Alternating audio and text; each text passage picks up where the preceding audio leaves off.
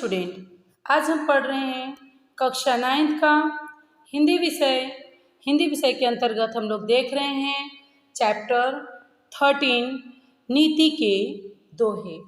नीति के दोहे के जो कवि हैं वो हैं कवि रहीम जी। तो फर्स्ट ऑफ ऑल हम कवि रहीम का जीवन परिचय देखेंगे। कवि रहीम का जन्म लगभग 1553 ईस्वी में हुआ था, जिनका निधन सन 1626 ईस्वी में हुआ था। रहीम का पूरा नाम या कहेंगे कि रहीम का असली नाम जो था अब्दुल रहीम खान खाना था। उनके पिता का नाम बैरम खान था, जो अकबर के अभिभावक थे। बैरम खान जो राजा अकबर थे, अकबर के अभिभावक के रूप में उनकी देखभाल करते थे। रहीम अकबर के 9 रत्नों में से एक थे। रहीम की कार्य क्षमता और बुद्धिमत्ता से अकबर बहुत प्रभावित थे और इसलिए इन्होंने रहीम को अपने दरबार का महामंत्री का सर्वोच्च पद प्रदान किया था।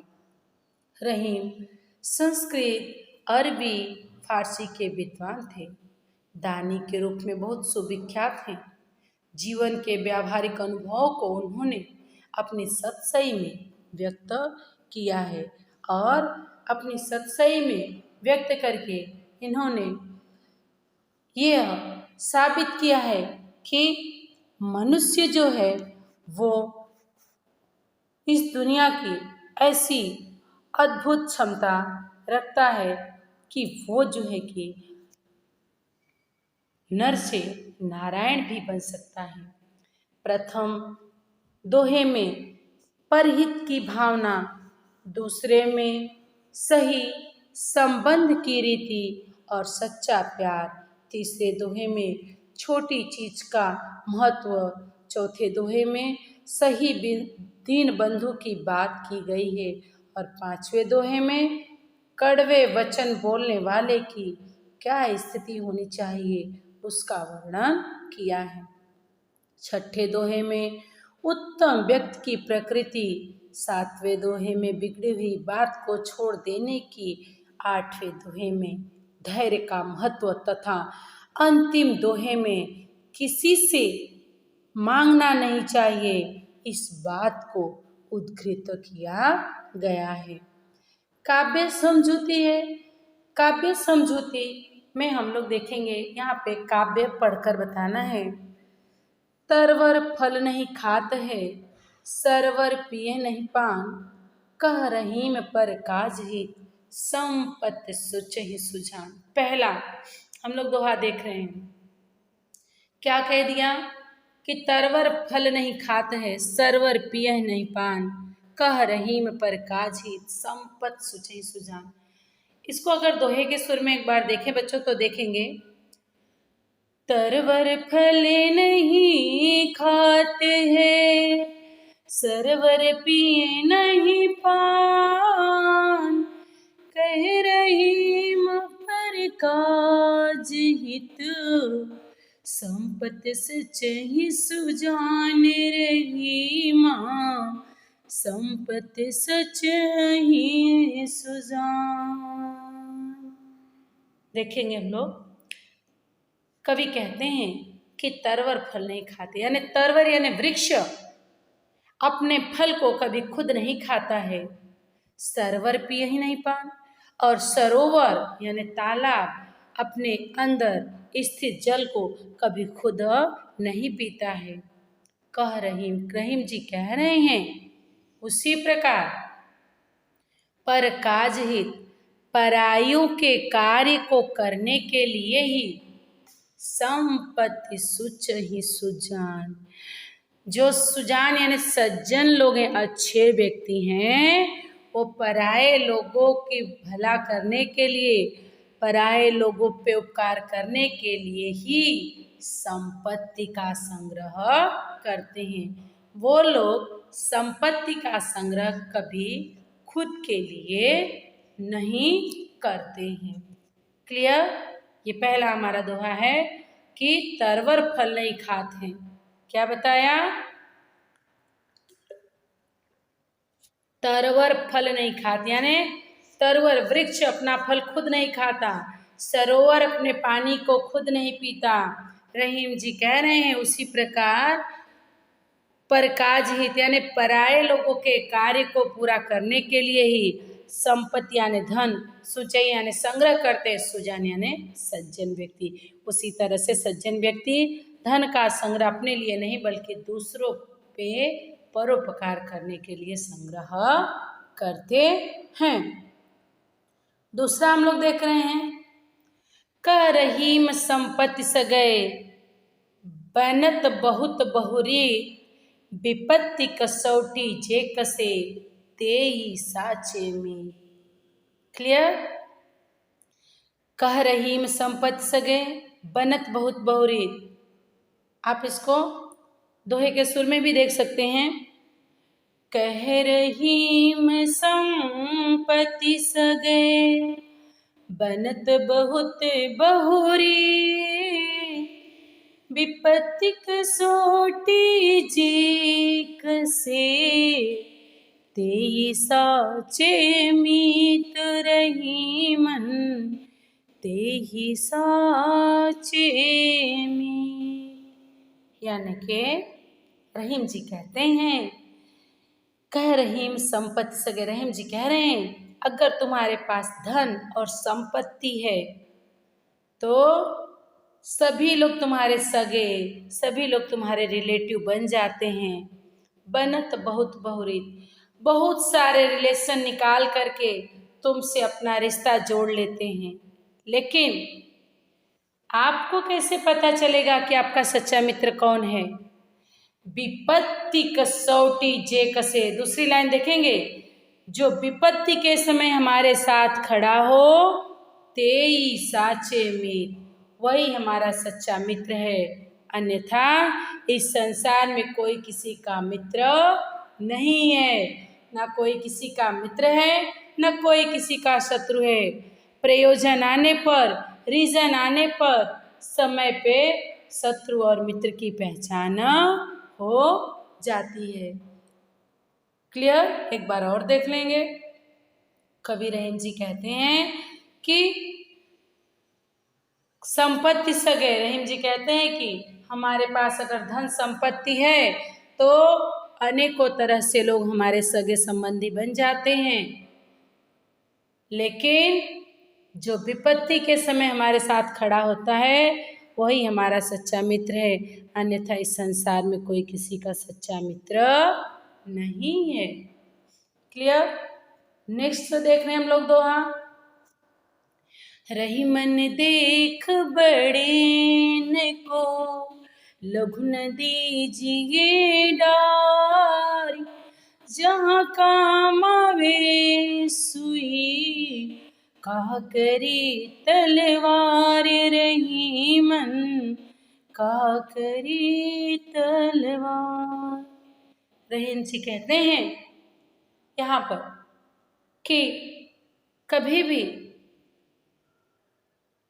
छोटी चीज का महत्व बना ही रहता है। किसी बड़ी चीज को देख करके छोटी चीजों का तिरस्कार नहीं करना चाहिए। छोटी चीजों का, छोटे लोगों का कभी भी तिरस्कार नहीं करना चाहिए, क्योंकि जो काम कभी कभी बड़े नहीं करते वो छोटे कर देते हैं, और जो काम छोटे नहीं कर पाते वो बड़े करते हैं। तो सबका अपना महत्व है, किसी को हमें इग्नोर नहीं करना चाहिए।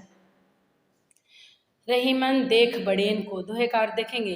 रहीम जी कहते हैं कि बड़े को देख करके कभी भी लघु न दीजिए डार, कभी भी छोटे की अवहेलना नहीं करना चाहिए, छोटे का तिरस्कार नहीं करना चाहिए। जहाँ काम आवे सुई, जो काम सुई कर सकती है कहा करी तलवार, वो तलवार नहीं कर सकती। दोनों का रूप एक ही जैसा है, ऊपर से नुकीली नीचे से होल, तलवार भी ऊपर से नुकीली नीचे से होल। लेकिन अगर आपका वस्त्र फट गया तो आपके तन ढकने के लिए आपके वस्त्र को सीने का काम सुई करेगी। अगर तलवार से सिलने जाओगे तो आपका वस्त्र और भी फट जाएगा। तो सुई और तलवार का अपना महत्व है, यानी छोटी छोटी चीज़ और बड़ी से बड़ी चीज़ का अपना महत्व है। हमें सबका सम्मान करना चाहिए। किसी बड़े को देख करके छोटों का तिरस्कार या अपमान करना नहीं चाहिए, क्योंकि जहाँ बड़े काम नहीं आ सकते वहाँ छोटे काम आएंगे। क्लियर? नेक्स्ट देख रहे हैं हम लोग। दीन सबन को लखते हैं, दीन ही लखे न कोई, जो रहीम दीन लखे, दीन बंधु सम होय रहीमन, दीन बंधु सम होय। यहाँ पर क्या है, रहीम जी कहते हैं कि दीन सबन को लखत है, दीन नहीं लखे न कोई, जो रहीम दीन नहीं लखे, दीन बंधु सम हो। यानी कि दीन कौन? गरीब। गरीब व्यक्ति सबको लखत यानी देखता है, लखत यानी देखता है। गरीब व्यक्ति सबका मुंह देखता है, सबकी तरफ देखता है कि कोई तो उसकी मदद करेगा। वो सबका चेहरा देखता है कि कोई तो आकर के उसकी मदद करेगा, पर दीन नहीं लखे न कोई। लेकिन गरीब व्यक्ति को कोई नहीं देखता। गरीब सबकी तरफ देखता है कि कोई तो आकर उसकी मदद करेगा, लेकिन गरीब की तरफ कोई नहीं देखता। रहीम जी कहते हैं दूसरी लाइनें, जो रहीम दीन ही लखे। रहीम जी कहते हैं कि जो व्यक्ति गरीब की तरफ देखता है, गरीब की मदद करता है, दुखियारे की मदद करता है, दीन बंधु सम होय। वह व्यक्ति जो मदद करता है गरीबों की, वह गरीब के लिए किसके समान हो जाता है? दीन बंधु। दीन बंधु कौन? भगवान। वह व्यक्ति उस गरीब के लिए, मदद करने वाला व्यक्ति गरीब के लिए साक्षात भगवान हो जाता है।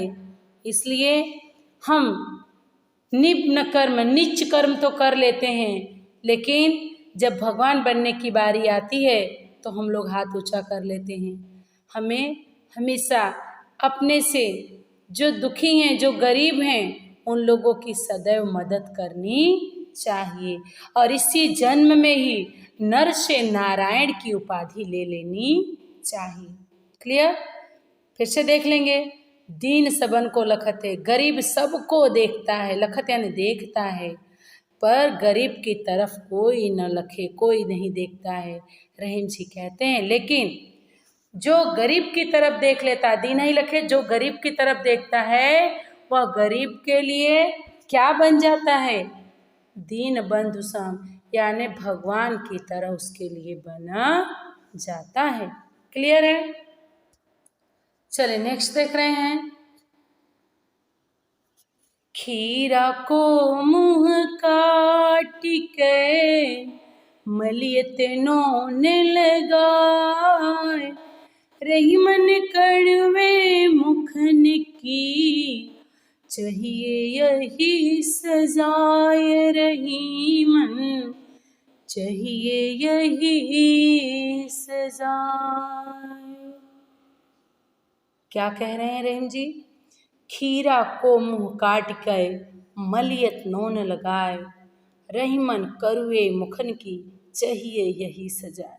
रहीम जी कहते हैं कि जिस प्रकार से खीरा, कुकुम्बर, आपको पता है कुकुम्बर, वो छोटी काकड़ी कुकुम्बर, खीरे को जिस तरह से काट करके उसका ऊपर का सिरा काटते हैं लोग थोड़ा पतला सा, और उस पर नमक लगा करके उसको मल देते हैं ताकि वो खीरे की कड़वाहट निकल जाती। खीरे के जो ऊपर बेल से जहाँ से तोड़ा जाता है वो भाग थोड़ा कड़वा रहता है, तो पतली सी स्लाइस खीरे के ऊपर से काट करके उस पर नमक डाल करके रगड़ देते हैं लोग, तो कड़वाहट निकल जाती है। तो कबीर यहाँ पे रहीम जी कहते हैं कि जिस प्रकार से खीरे का मुँह काट करके मलियत नोन लगाएं, उसके मुख को नमक लगा करके मल दिया जाता है ताकि उसके मुख से कड़वाहट निकल जाए और खीरा अच्छा लगने लगे, स्वादिष्ट लगने लगे। रहीम जी कहते हैं, रहीमन कड़वे मुखन की रहीम जी कहते हैं कि जो मनुष्य हमेशा कड़वा बोलता है चाहिए यही सजा। जो व्यक्ति हमेशा कड़वा बोलता है उसके लिए भी यही सजा होनी चाहिए। उसका भी मुंह काट करके उसके मुंह पर नमक रगड़ देना चाहिए ताकि वो कभी कड़वा बोले ही ना। यानी कि कड़वा बोलने वाले के साथ हमें जो है कि अपना आक्रोश व्यक्त करना चाहिए, उसकी कड़वी बातों को सुनना नहीं चाहिए, क्योंकि अगर हम उसकी कड़वी बातों के सुनने के आदी हो गए तो वो व्यक्ति कभी भी अपने में परिवर्तन नहीं लाएगा, हमेशा कड़वा ही बोलता रहेगा। इसलिए हमें उसका विरोध कर देना चाहिए। क्लियर? नेक्स्ट हम लोग देख रहे हैं, जो रहीम उत्तम प्रकृति का करि शकत कुसुम, चंदन विष व्यापत नहीं, लपटे रहत भुजंग रहीमा, लपटे रहत भुजंग।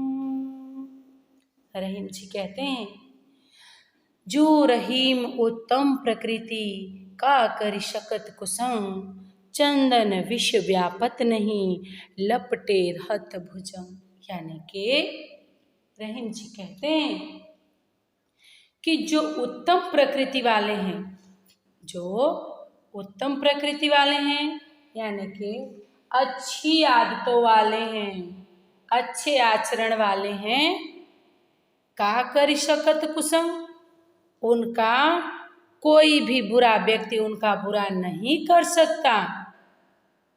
वैसे ही जैसे फॉर एग्जाम्पल चंदन विष व्यापत नहीं, लपटे रहत भुजंग, लपटे यानी लिपटा रहता है, भुजंग यानी सांप, चंदन विष चंदन के पेड़ पर। जिस प्रकार से चंदन के पेड़ का गुण है कि वो हमेशा ठंडा रहता है, शीतल रहता है, कूल रहता है, और सांप के अंदर बहुत जहर होता है, जहर की गर्मी उसे बर्दाश्त नहीं होती, वो क्या करता है, सांप, जहरीले सांप चंदन के पेड़ों से लिपट जाता है, चंदन के पेड़ों से लिपट जाता है वो सांप। लेकिन चंदन का पेड़ कभी भी सर्प के विष को अपने अंदर नहीं लेता, वो हमेशा शीतल ठंडा ही बना रहता है। तो उसी तरह से जो उत्तम प्रकृति ने अच्छी आदत वाले हैं, उन अच्छी आदत वाले व्यक्तियों का बुरी आदत वाले व्यक्ति कुछ नहीं बिगाड़ सकते। उसी तरह से जिस प्रकार से चंदन के पेड़ पर हजारों विषैले सांप लपटे रहते हैं, फिर भी चंदन का पेड़ विषैला नहीं होता, सेम उसी तरह से अच्छी आदत वाले व्यक्ति चाहे कितने भी बुरे लोगों के बीच में हो, वो अपनी अच्छाई नहीं छोड़ते हैं, वो अपनी अच्छाई को हमेशा बनाए रखते हैं। Clear student? नेक्स्ट हम लोग देख रहे हैं,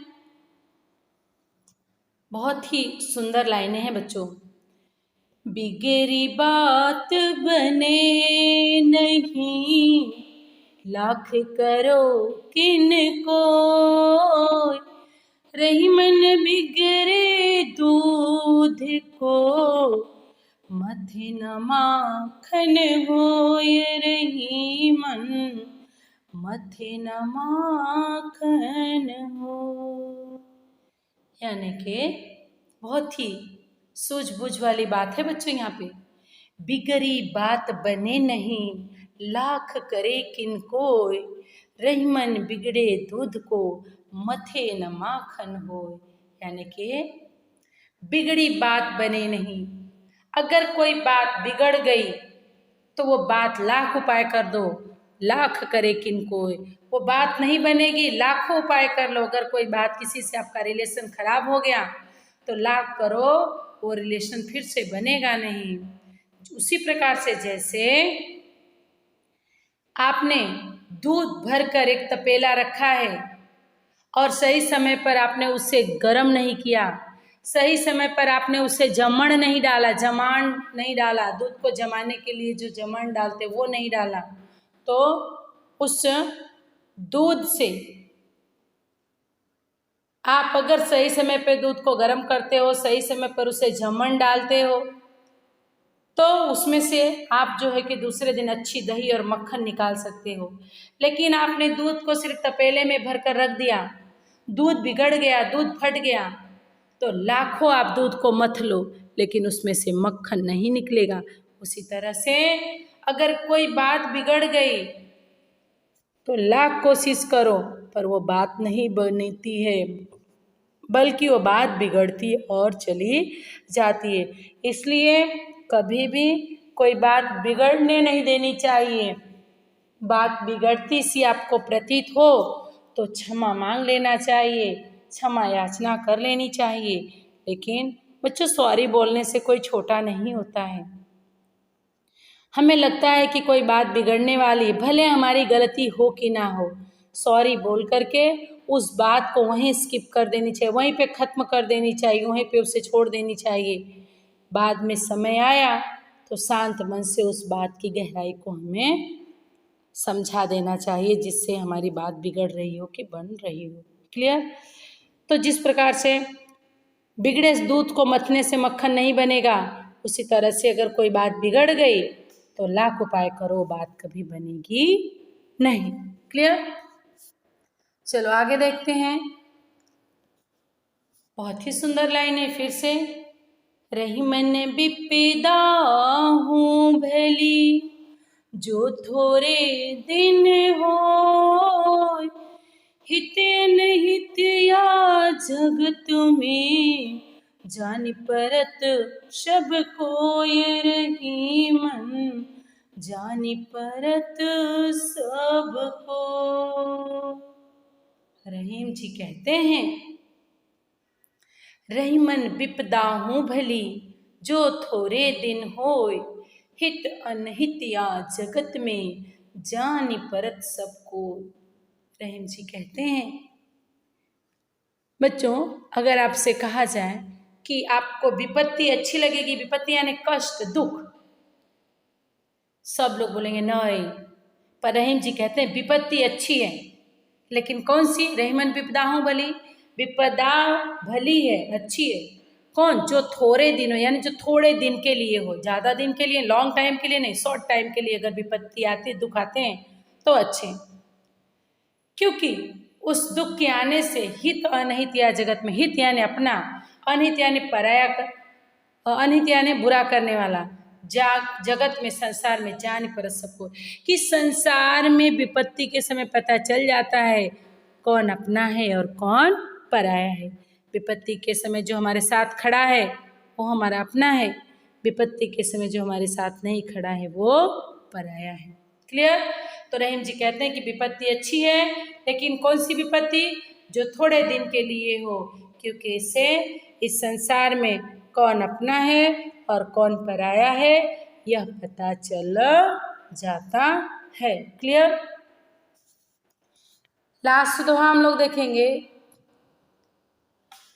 रही मन वे नर मर चुके, जे कहूँ मांगन जाए, उनसे पहले वे मुए, जिन मुख निकषत नाही रही मन, जिन मुख निकषत नाहि। रहीम जी कहते हैं, रही मन वे नर मर चुके, जे कछु मांगन जाए, उनसे पहले वे मुए, जिन मुख निकषत नाहि। रहीम जी कहते हैं कि वह मनुष्य मरे हुए के समान है, नर मनुष्य मरे हुए के समान है। जे कछु मांगन जाए, जो किसी से कुछ मांगने जाता है वह व्यक्ति मृतक के समान है, मरे हुए के समान है। उनसे पहले वे मुए, उससे पहले जो मांगने जाता है वो मरे के समान है। लेकिन इससे भी आगे, उससे पहले वे मुए, उससे पहले तो वो मरे हुए के समान है, जो वस्तु होते हुए भी बहाना कर देता है, नहीं देता है, कह देता है कि मेरे पास नहीं, होते हुए भी ना कह देता, उससे पहले तो वो मरे हुए के समान। तो रहीम जी कह रहे हैं कि आपके पास जो कुछ भी है, जितना सामर्थ्य है, हमें उतने में ही अपना काम चलाना चाहिए, किसी से कुछ मांगना नहीं चाहिए। और अगर आप मांगने भी गए तो जिस व्यक्ति के पास सामान है होते हुए भी वो ना बोल देता है, तो आपसे पहले तो वो मरे के समान है। यानी कि कभी किसी से कुछ मांगना नहीं है। और अगर बाय द वे कोई हमसे कुछ मांगने आया, हमारे पास है, तो हमें ना नहीं कहना है, उसे वो वस्तु प्रदान कर देनी है, दे देनी है। तो बच्चों, ये रहे बहुत ही सुंदर रहीम के 9 दोहे। ठीक है, अब हम लोग देखेंगे पाठ से रिलेटेड शब्दार्थ। तरवर वृक्ष, प्रकाश दूसरों के काम, विपत्ति आपत्ति संकट, मीत प्यारा, लघु छोटा, तरवरी तलवारी तलवार, दीन गरीब, सम समान, खीरा, यहाँ पे खीस नहीं होगा बच्चों, खीरा ककड़ी, कड़वे कड़वे, भुजंग सांप, बिगड़ी बिगड़ी, थोड़े थोड़े दी, निकसत निकलना। यहाँ पर जो है कि